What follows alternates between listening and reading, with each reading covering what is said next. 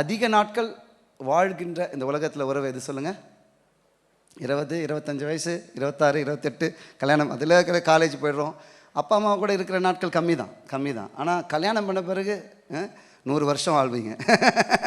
இப்போது அதிக நாட்கள் வாழ்கின்ற உறவு தேவன் படைத்த உன்னதமான உறவு, முதல் உறவு. அல்லேலூயா. அதனால் அதை நான் சொல்கிறேன். அப்படிப்பட்ட உறவுலேயே குறைகளை பார்க்குறோம். எவ்வளோ குறைகள் இருக்குது. நீங்களாம் உட்காந்து தேவதூதர்கள் மாதிரி உட்காந்துருக்கிறீங்க. எங்களுக்கும் இதுக்கும் சம்மந்தம், நாங்களாம் இப்படி பேசவே மாட்டோம் அப்படின்னு.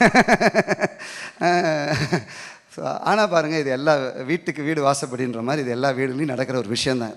எல்லா வீடுலேயும் நடக்கிற ஒரு விஷயந்தான். அப்போது என்னென்னா, அவ்வளோ உன்னதமான உறவிலேயே குறை கண்டுபிடிக்கிறான் பாருங்கள். என்ன நீ முன்னாடி மாதிரி நேசிக்க மாட்டேங்கிற, முன்னாடி மாதிரி டைம் ஸ்பெண்ட் பண்ண மாட்டேங்கிற.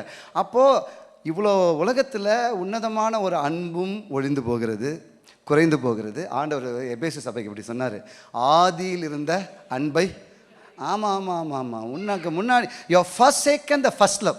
ஆண்டவர் என்ன சொல்கிறாரு? Your first second the first love. அப்படின்னா பாருங்கள், இந்த சபையினுடைய விசுவாசியினுடைய அன்பு தனிஞ்சு போச்சு.